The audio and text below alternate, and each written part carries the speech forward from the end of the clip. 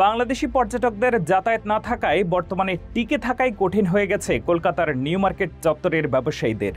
বেশ কিছু দোকান, হোটেল, রেস্তোরাঁ, মুদ্রা বিনিময় কেন্দ্র, ভ্রমণ কোম্পানি এর মধ্যে বন্ধ হয়ে গেছে।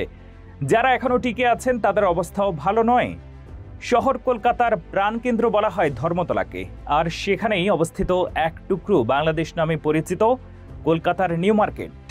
এই মার্কেট চত্বরে Mirza Ghalib street, free school street, Marquis street সংলগ্ন পুরো এলাকাটি মিনি বাংলাদেশ হিসেবে পরিচিত। বাংলাদেশের মানুষেরা চিকিৎসা, ব্যবসা কিংবা ভ্রমণের উদ্দেশ্যে এসে মূলত কলকাতার এই অংশেই থাকেন। এখানকার সব ব্যবসাপাতিও গড়ে উঠেছে বাংলাদেশি পর্যটকদের লক্ষ্য করে। বহু বছর রমরমিয়ে ব্যবসা চললেও বর্তমানে সেই চিত্র একেবারেই আলাদা। একসময়ের লোকে লোকারণ্য মিনি বাংলাদেশ এখন রীতিমতো খাঁ খাঁ করছে। 2024 সালের আগস্টে বাংলাদেশে শেখ হাসিনা সরকারের পতনের পর দুদেশের মধ্যে বেশ উত্তেজনা তৈরি হয়। দেখা দেয় ভিসার জটিলতা। মেডিকেল ভিসা ছাড়া বাকি ভিসাগুলো দীর্ঘদিন ধরে বন্ধ রাখা হয়।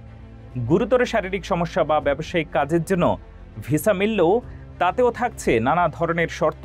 ফলে বাংলাদেশি অতিথিদের অভাবে কলকাতার পর্যটন শিল্পের অবস্থা হয়ে পড়েছে সঙ্গীন।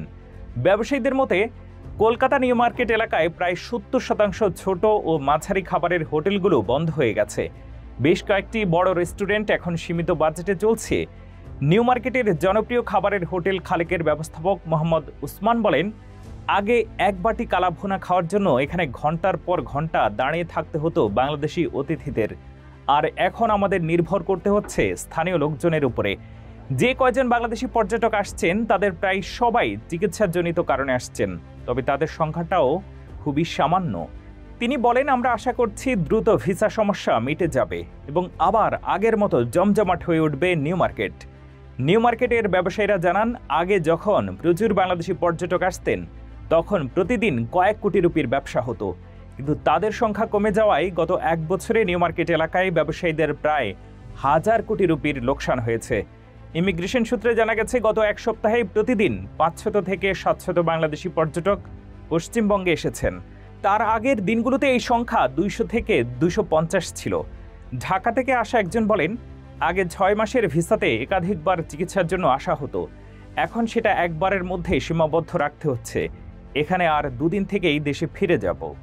এমন পরিস্থিতিতে নিউ মার্কেট চত্বরের ফুটপাতের ছোটখাটো ব্যবসায়ী থেকে শুরু করে হোটেলের কর্মচারী, বাবুর্চি, রিক্সা চালক, গাড়ি চালক, দোকানের কর্মচারী হিসেবে যারা কাজ করতেন তাদের অনেকেই এখন বেকার কিংবা চরম অনিশ্চয়তার মধ্যে দিন কাটাচ্ছেন।